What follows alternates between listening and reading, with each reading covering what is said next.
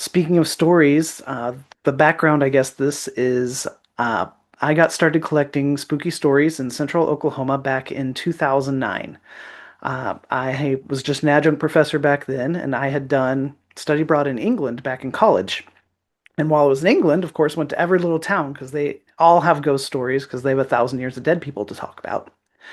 And when I got back, I thought, Oklahoma might have one or two ghost stories. We've been around a while, and we are jam-packed. So many stories.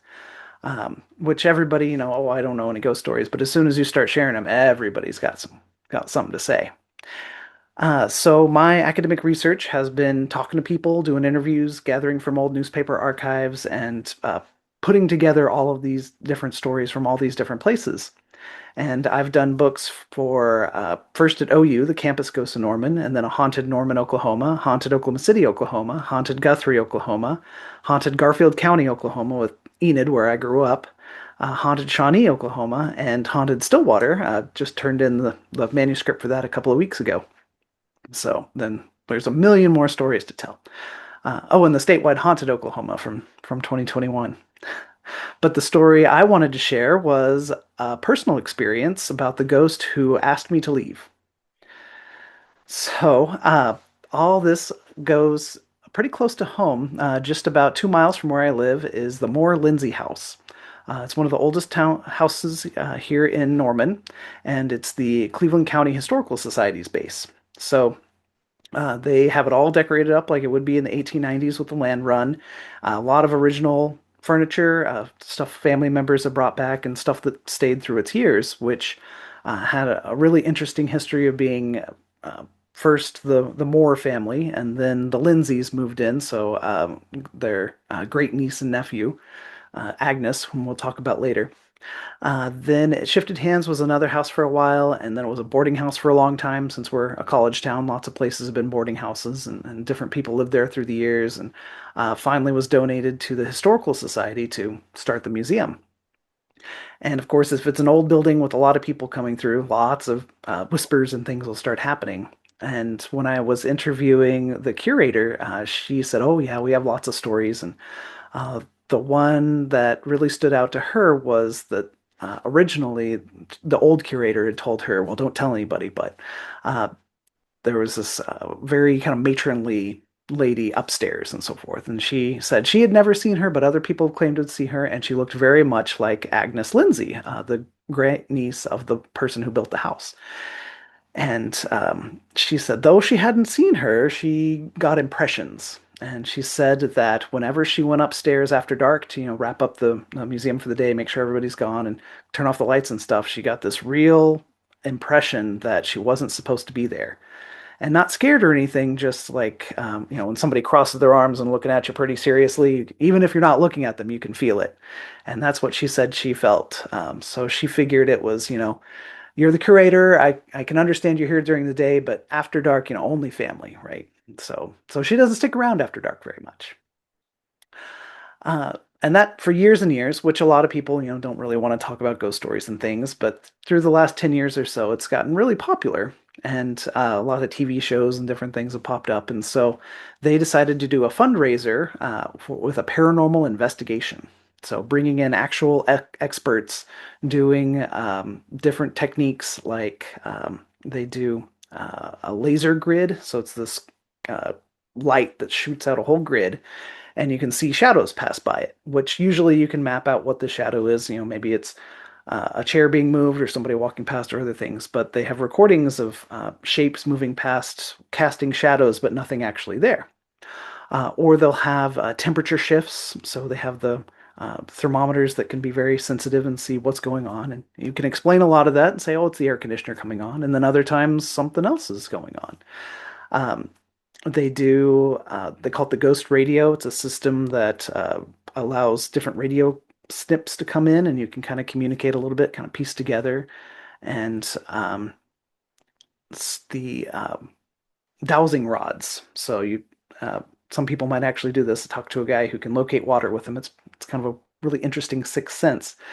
The team that did this Valkyrie, they have two, and you hold them like this, and with one each sticking out, and they're just little brass rods, and they'll cross and uncross.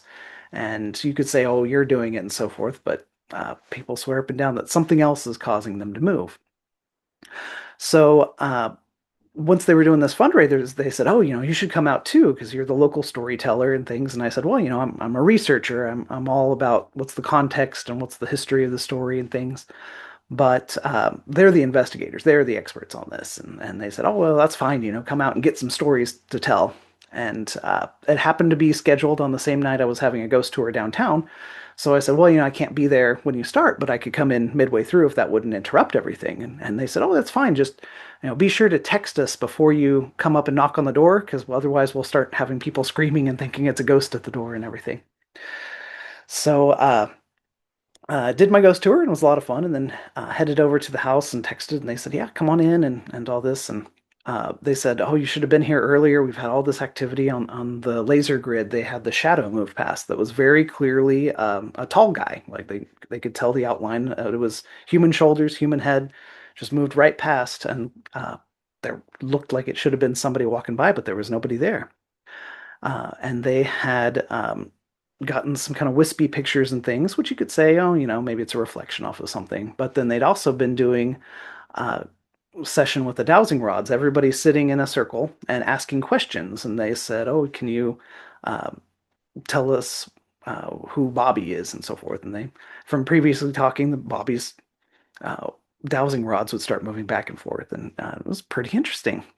And I got there, it was perfect timing. They said we were ready to take a break. They had two groups, one upstairs, one downstairs, and they said we're about to swap and stuff. So you can hang out with the group downstairs.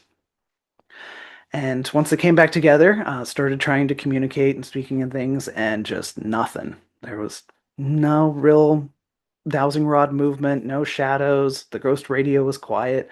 Just all this kind of stuff not happening. We did get one ghost kind of coming through this.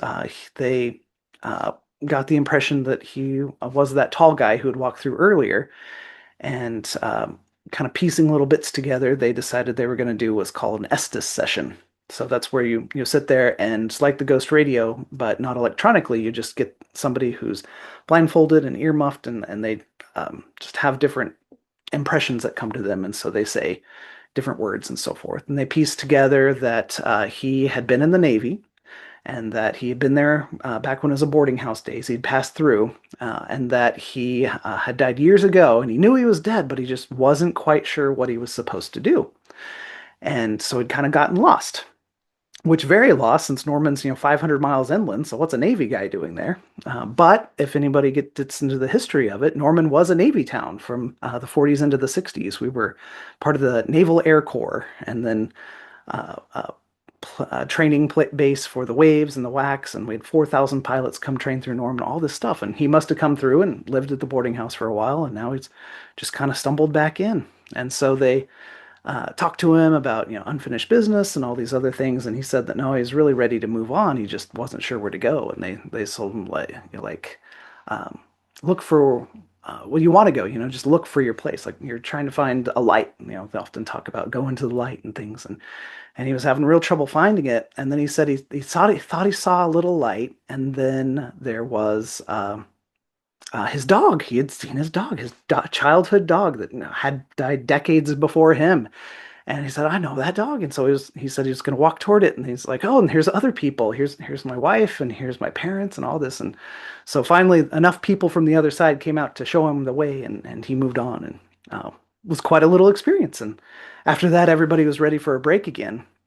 So we all caught our breaths and tried to get back into other investigation type things, but still just nothing. And they decided, well, we'd have good luck with that Estes session before. Let's try that again. And just real no impressions of anything until finally the person doing it said, she's saying, "Cast out the writer." And everybody looks around and was, "What?" And I immediately thought, oh, well, I'm the only one writing books here, so I'm suddenly very tired. I'm gonna go ahead and call it a night. So sorry, everybody, and we'll talk to you later and so forth. So I headed out, and Next morning, sent a nice email out to the folks at Valkyrie Paranormal, like letting them know, hey, thanks for letting me come out, and CC'd the curator, and she was saying, thanks for coming. But really, you should have stuck around. Shortly after you left, we started having all this activity, and the dowsing rods were moving and getting questions, and people upstairs had gotten some really interesting pictures. And I like to think that that was all because I left. They like to say that Agnes is kind of the chief spirit there, keeping other people in line, except for, of course, folks who might be moving through. And she didn't want somebody like me coming in and collecting all these stories and sharing them afterward. So I shouldn't be doing this, but don't tell her. But that was the time that I got to sit in on an investigation, and it was a lot better once I was gone, since she just told me to cast out the writer, and um, I'll hold on to that until I guess next time I visit. I'll see if I can introduce myself a little bit more politely and be invited into the parlor.